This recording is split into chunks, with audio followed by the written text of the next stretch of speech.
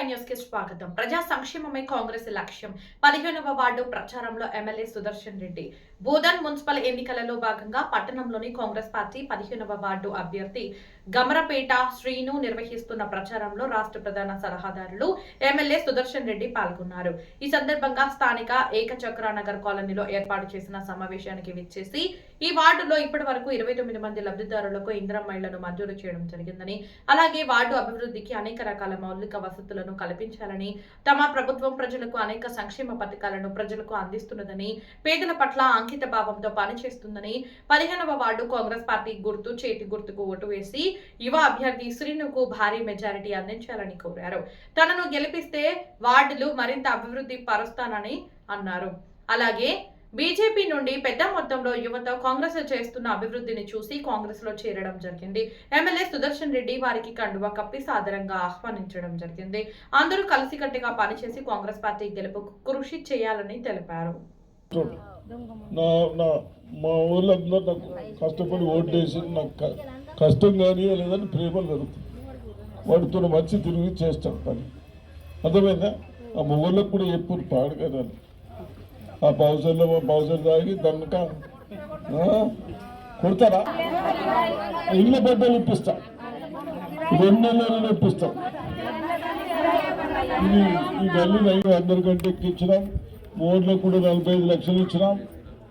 మేము ఏం అడుగుతలేం, మీకు ఇంత కోడి వేయమంటున్నాం, భోజనం పెట్టమంటలేం.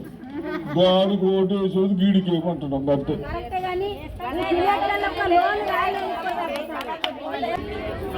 రెండు లిస్ట్ ఉన్నదా? ఉన్నదట. అది కన్ఫర్మ్ వచ్చిందండి సేలు.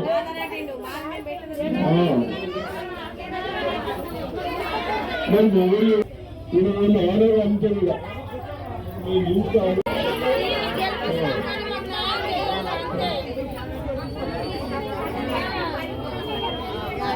ఇప్పుడు సార్ 4 రోజులు మాట్లాడి 4 రోజులు ఇచ్చారంట. మీరు మొబైల్ చెప్పు కదా బాబు. 10 వస్తువు కూడా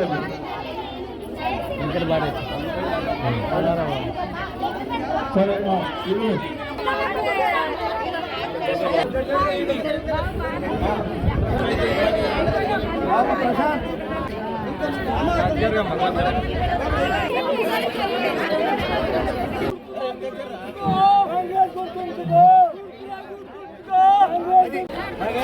యువకులు బీజేపీని వదిలేసి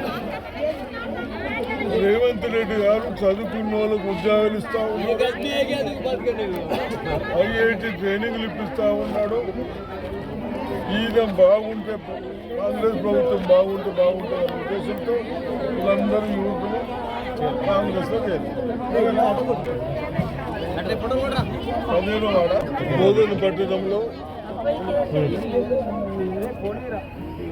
గతంలో హనుమంతరావు కౌన్సిలర్గా ఉండి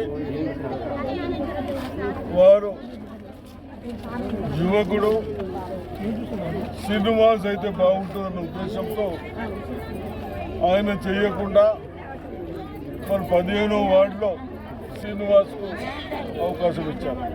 తప్పనిసరిగా మరి శ్రీనివాస్ బాగా చేస్తున్న ఉద్దేశంతో యువకులు కూడా మహిళలు కూడా తప్పనిసరిగా గెలిపిస్తామని చెప్తా ఉన్నారు. అదేవిధంగా యువకులు కూడా వేరే పార్టీల నుంచి నేనైతే ఉన్నారు కాబట్టి తప్పనిసరిగా మరి అడ్వాన్స్ లో కంగ్రాచులేషన్ చెప్తున్నారు.